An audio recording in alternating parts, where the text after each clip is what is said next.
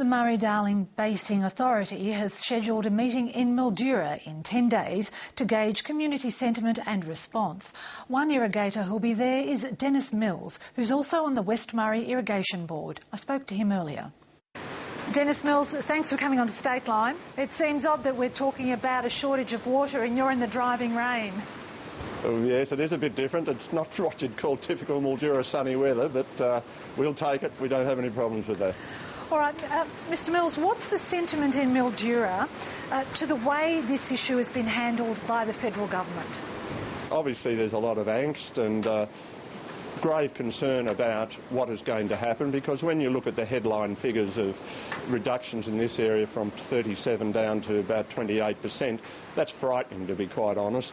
Now, there's obviously a fair bit of more story behind it, but I don't think that's been very well articulated at all. And I think we've seen in the last 24 hours, the federal government has obviously reacted. I think they've got a hell of a fright, to be quite honest, and saw what the reaction has been in the places like Shepparton, Deniliquin and Griffith, and they've underestimated what the reaction has been. So I'd have to say right now it's a very positive step that they've made, and we look as a community forward very much to entering into those negotiations to have the basin plan, guide, plan, whatever you want to call it, changed. Now, you say the figures are frightening. What do you think the repercussions of this guide plan, as you say, no one quite knows what to call it, are for towns like Mildura and Robinvale and that district? Mildura actually still does rely on irrigation farming for its major financial success, and so if you take that out,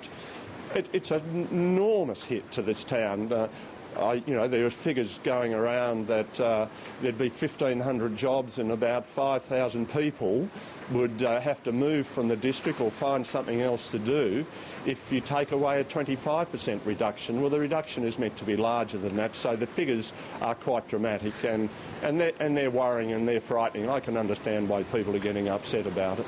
Indeed, but do you think there are political forces at work that want to stoke these fears?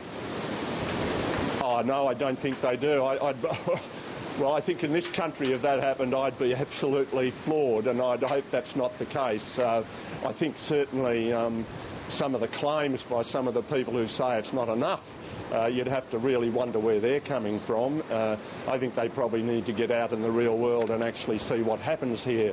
You know, irrigators, for instance, get an enormous blame for all the problems to do with the river. Now, that's totally unfair when you consider that at the present time the environment gets 56% of the water that is taken out of the Murray. Irrigators get what's left spread between the towns and the industry. So we're not the great takers of water that people are led to believe. And if it goes to 3,000 gigalitres or 4,000 gigalitres, those figures will go to something like 64 to 70% of the water will go to the environment. Now, that's just plainly not on. And so we need to balance the whole thing out. Look, farmers are environmentalists. Don't forget that point. We are environmentalists. It's no good to us to have the environment wrong. We need the environment to be right for us to succeed. What sort of cuts do you think would be acceptable? I don't think any cuts are acceptable, to be quite frank. I think there are other ways of doing it, and I think the refurbishment of irrigation systems, they've still got a long way to go with that. That's got to be completed, and we don't have to rush into it in 5 minutes. Let's do it properly, manage it correctly, and let's get it right. This is a one-time in a lifetime opportunity. This generation right now, and even the basin authorities say that, we're going to wear the blame or we're going to wear the pain. And I think we're wearing the blame probably more at the moment. All right, just finally, there is a meeting planned, a consultative process meeting in a couple of weeks or just less than that.